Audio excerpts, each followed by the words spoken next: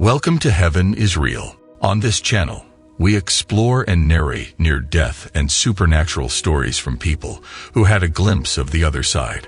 Before we start, please make sure to like and subscribe.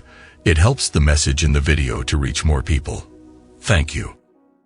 In 1981, I went into the hospital for arthroscopic surgery to repair damage in my left knee from an accident I had almost 10 years earlier. I had waited a long time to have this kind of non-invasive surgery until it was more perfected. I knew recuperation would be so much faster and gentler than the alternative of undergoing the major patella type offered at the time of injury. I had no idea that the day would change my life forever. As I was lying on the gurney waiting in the hall before entering the surgical suite, I felt extremely cold and started to shake. I imagined this was from nerves and the pre-op drug. When they wheeled me in, one of the surgery nurses noticed I was struggling a bit and put 2 warm blankets on me to stem the cold. The warmth allowed my body to relax, and I dozed off. The next thing I remember is waking up in recovery, or so I thought. I heard the nurses and doctors talking about this patient they were working on, and I found myself watching what was going on. I didn't realize at that moment that it was me they were talking about. I tried to get their attention, but for some reason they couldn't hear me. I knew I was feeling different, almost disconnected from what was happening, but still invested in some way. In the next moment, I found I had floated above them and was now watching from the corner of the ceiling. Everything felt sort of muffled. At this point, it hadn't occurred to me that I was literally out of my body.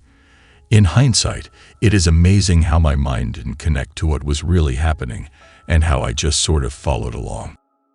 Next, I felt physically pulled out of this room and toward a darkened tunnel. The blackness of the opening was like a blanket in front of my eyes. I felt a pressure pushing from behind and moving me into the tunnel. I began to see a glimmer of light, and as my eyes tracked the light, I had this sensation of speed hurling me forward toward it. As I got closer, it got bigger and brighter until it was all that I could see. I was immersed in the light. As I stood there, the light slowly parted, and I was now able to see 2 rows of hooded beings in long robes, similar to monks, lined up in front of me. I sort of passed between them as if floating forward. One of them stepped toward me and spoke. As I turned to look at this being, his presence felt somewhat male. There was no face to be seen inside his hood, just darkness and energy. I heard his voice and words, which seemed more energetic than vocal. It was as if we were speaking inside of each other. There was a knowing about our way of communicating.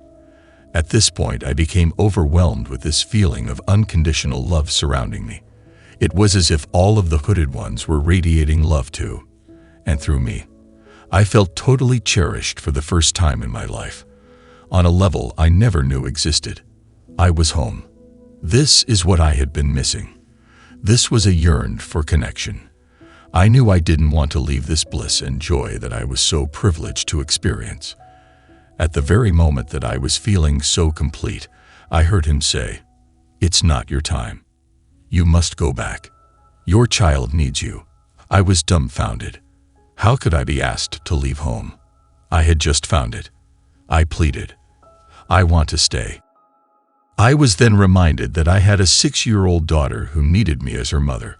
I was divorced, my parents were dead, and I didn't trust my ex-husband or my sister to care for her. Even with all these reasons, I wanted to stay in the light. I couldn't comprehend leaving this blissful state and returning to my body. I loved my child dearly and would have laid down my life for her, but I wasn't willing to let go of these divine feelings. In that moment, I began reviewing the choices for my daughter's life and how it might be for her. I was immediately whisked back into my body. My next awareness was waking up slowly, groggy and foggy-headed, in my hospital room. My sister said she had been very worried, as I had been in recovery much longer than expected. She was told that there was so much more damage to repair. I was in recovery an additional 3 hours. Amazingly, they wanted me up and walking on crutches that night. My roommate, who had a similar procedure with far less repair work, was suffering greatly. I seemed to be fine with very little pain medication. I went home the next day and was on crutches for 6 weeks. For a long time after my NDE, I was unaware of what had happened to me.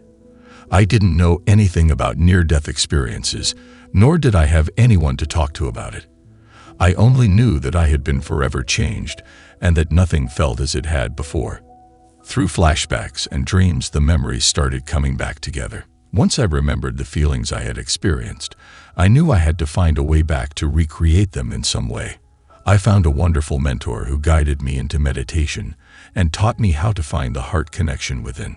I was now on a spiritual path and quickly outgrowing my Catholic connection, as my religion was too limiting for where I had been and where I was headed. I looked for teachers to guide my journey back to the connections I had made in my near-death experience, knowing they would help me grow my new awareness. I had always been somewhat intuitive, but now my psychic abilities were growing by leaps and bounds. I was becoming an empath. I could pick up people's stories just by being around them. I could see their pain. I was having visions and started channeling and doing automatic writing. I became clairsentient, clairaudient, and clairvoyant. I had the gifts of clear feeling, hearing, and seeing. I was able to sense, beyond normal range, the emotions and personalities of others, and sense the energy or vibrations around people, animals, and objects. My guide said that I had the gift of clearsight, which meant I could gain information about a person, object, or location without using the normal human senses. I knew things that I had no way of knowing.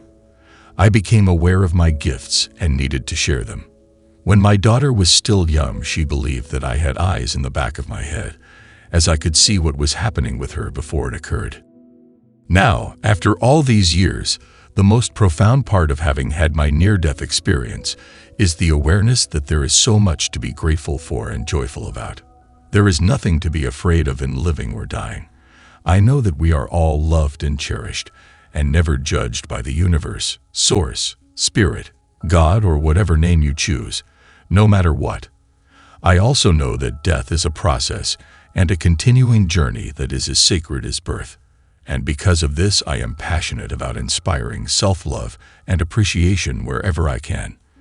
My gift is in being able to see the divine essence in everyone and mirroring that back to them. My greatest joy is in uplifting spirits, inspiring dreams, connecting hearts, and transforming lives.